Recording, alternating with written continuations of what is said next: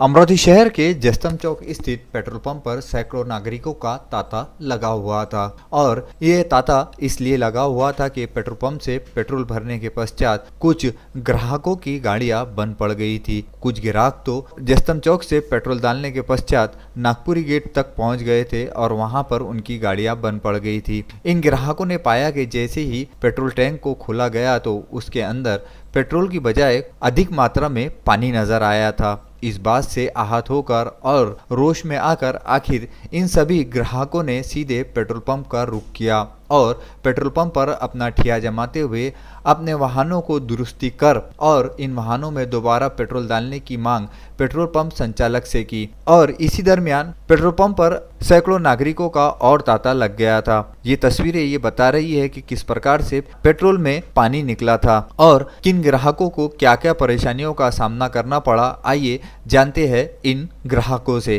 सैयद जावेद। कितने बजे की घटना है ये? आधा घंटा पहले। कितने का पेट्रोल डलाए थे आपने? 210 रुपए का। क्या उसके बाद में आपकी गाड़ी में क्या तकलीफ गई कि आपको लगा चालू नहीं हो रही थी?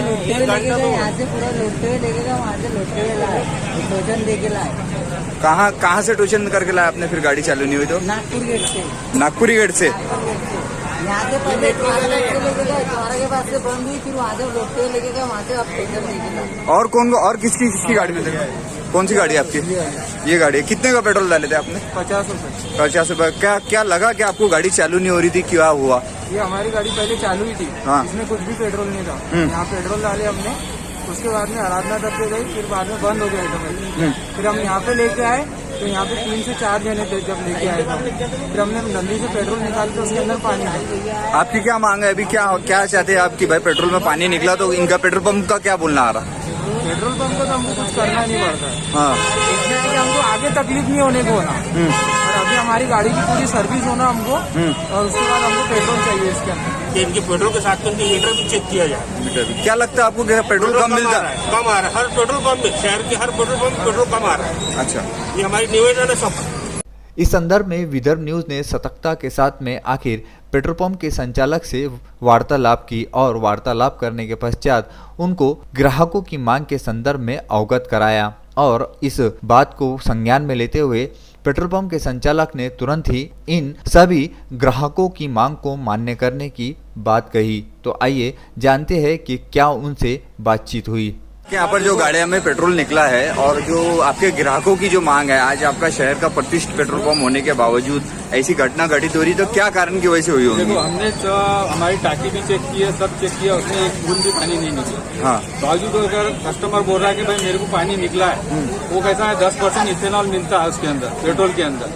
उसमें 2 बूंद भी पानी अगर टाकी में रह गया, टाई में भी रह गया, तो उसका पूरा पानी बन जाता है, जिसके कारण वो पानी बड़ा हो जाता है। 1 लीटर में 2 बूंद भी अगर से रहेगा तो उसकी मिलते नहीं रहता। हाँ, फिर कितने रहता हूँ? 10% का हिसाब रहता है। 10% का 100 ग्राम पानी आता है। 100 ग्राम पानी आता है। तो आज ये आपके ग्राहक नाराज हो रहे हैं, ये जो बोल रहे हैं कि सर्विसिंग होना, पेट्रोल होगा। मेरे ग्राहक मेरे भगवान है। हाँ। उनकी जो भी है नुकसान भरपाई, हाँ, उनकी गाड़ी साफ करके नया पेट्रोल डाल के मैं देने तैयार है आप देने को। ठीक। जिस प्रकार से विदर्भ न्यूज द्वारा सतर्कता के साथ में नागरिक और पेट्रोल पंप के बीच में चल रहे थोड़े से विवाद को सुलझाने की कोशिश की गई, उसके चलते ये समस्त नागरिक और पेट्रोल पंप वाले एक दूसरे की बात समझकर अपने अपने काम की ओर रवाना होते हुए नजर आए।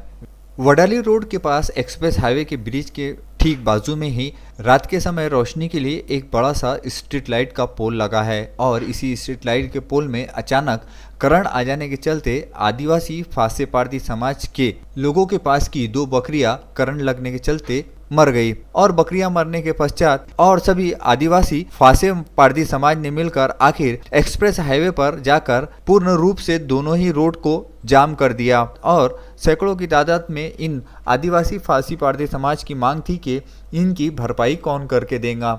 रोड पर दोनों ही ओर वाहनों की लंबी कतार नजर आ रही थी और इस संदर्भ में जैसे ही फिजरपुरा पुलिस स्टेशन को सूचना मिली तो फिजरपुरा पुलिस स्टेशन के प्रभारी पुलिस निरीक्षक मगर और उनका दल तुरंत ही एक्सप्रेस हाईवे घटना स्थल पर पहुंचा और उन्होंने इस संदर्भ में आदिवासी फासी पारधी समाज की मांग को सुना मांग सुनने के पश्चात काफी समय बीत चुका था, जिसके चलते यातायात की लंबी कतार बढ़ती ही जा रही थी और इसके बाद में फिर फैजलपुरा के प्रभारी पुलिस निरीक्षक ने इस संदर्भ में महावितरण के वरिष्ठ अधिकारी से संपर्क कर इनके नुकसान भरपाई की बात की, जिसके चलते ये मामला सलटा और आखिर एक्सप्रेस हाईवे पे लगा ये जाम प्रभारी पुलिस निरीक्षक मगर के बोलने पर आदिवासी फांसी पारसी समाज ने मार्ग को बहाल करने दिया। यातायात के जाम लगने के चलते वाहनों की लंबी कतार आखिर अपने मंजिल की ओर रवाना होती हुई नजर आ रही थी, जहां इस अनहोनी के चलते आदिवासी फांसी पारसी समाज के 2 बकरियां मर गई थी और उनकी नुकसान की भरपाई का मुद्दा गरमा गया था। ऐसे हालात में फैजलपुरा के प्रभारी पुलिस निरीक्षक मगर ने आके हालात बिगड़ने से पहले इनके मसले का हल निकालकर इनकी नुकसान की भरपाई करते हुए यातायात जाम को सुचारू करके इन समस्त आदिवासी फांसी पारसी समाज को न्याय दिलाकर इनकी नुकसान की भरपाई दिलवाई। और इस संदर्भ में आइए जानते हैं फैजलपुरा के प्रभारी पुलिस निरीक्षक मगर से इस संबंध में अधिक जानकारी। सर, ये जाम जो लगा था हाईवे के ऊपर में, ये किस संदर्भ में लगा था और क्या मांगनी थी? वो जो हो रही है हाईवे जाम करने की कोशिश हो रही थी। यहाँ नीचे एमएससीबी के डीपी है, वो शॉर्ट सर्किट हुई, उसी वजह से 2-3 बकरियां शॉर्ट सर्किट लगने के कारण जख्मी हुए या मर गए और ये लोग इसे भरपाई चाहते थे।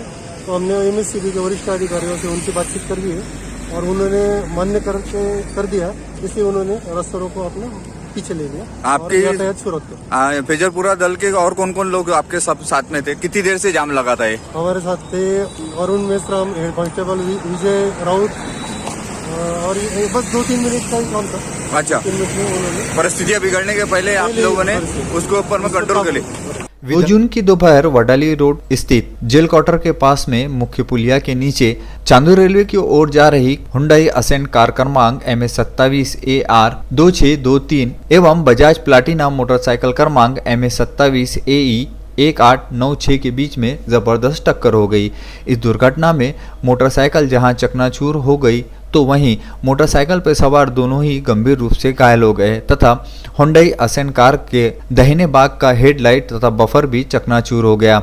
इस दुर्घटना की जानकारी जैसे ही फैजलपुरा पुलिस को मिली तो फैजलपुरा पुलिस के दल ने घायलों को अमरावती जिला सामान्य अस्पताल पहुंचाने के पश्चात दोनों ही वाहनों को वलगांव पुलिस स्टेशन में लाकर जमा कराया, जहां मोटरसाइकिल का ज्यादा नुकसान हुआ है तो वहीं हुंडई असेंट कार का भी नुकसान हुआ था। यह हुंडई असेंट कार करजगांव से निकलकर चांदूर रेलवे की ओर जा रही थी कि तभी राहुल नगर के पिछले भाग में वडाली रोड पर इस कार और मोटरसाइकिल के बीच में दुर्घटना हो गई। इस दुर्घटना के संदर्भ में दुर्घटना किस प्रकार से घटित हुई, आइए जानते हैं कार के चालक से।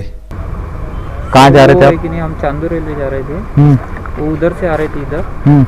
वो दायरे की बहुत स्पीड से हमारी गाड़ी के आ गए। अच्छा। हाँ, हमारी गाड़ी 20 के स्पीड पे थी। अच्छा। और वहाँ पे पेट्रोलिंग की गाड़ी भी थी पुलिस वालों की। अच्छा। उनने सब देखा। अच्छा। वो लेके भी गए उनको। लेके भी गए? और क्या दारू पिए थे क्या क्या कुछ मालूम नहीं, और जल्दी लेके गए।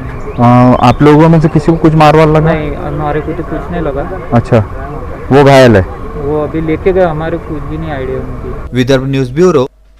कोरोना वायरस की पार्श्वभूमि पर अमरावती जिला सहित शहर में 2 जून को सुबह से लेकर शाम होने तक कुल 14 नए कोरोना संक्रमित मिले। इन 14 नए कोरोना संक्रमितों में ओम कॉलोनी, गोपाल नगर, महेंद्र कॉलोनी, अशोक नगर, दत्तराज कॉलोनी, जूनी बस्ती, अशोक नगर, सायमा कॉलोनी, परतवाड़ा सहित अंजनगांव सुरजी के 3 एवं पीडीएमसी की एक 27 वर्षीय महिला का समावेश है, जिसके चलते अमरावती जिला सहित शहर भर में 2 जून की रात 8 बजे तक कोरोना संक्रमित मरीजों का आंकड़ा 606 पर पहुंच चुका है और इन 606 मरीजों में अब तक 25 मरीजों की कोरोना के चलते मौत हो चुकी है, तो वहीं 165 मरीजों का अमरावती के सुपर स्पेशलिटी अस्पताल में इलाज जारी है तथा इन 165 मरीजों में से 11 मरीजों को इलाज हेतु नागपुर रवाना किया गया है। 606 मरीजों में से जहां अब तक इलाज के दौरान ठीक होने वाले मरीजों की संख्या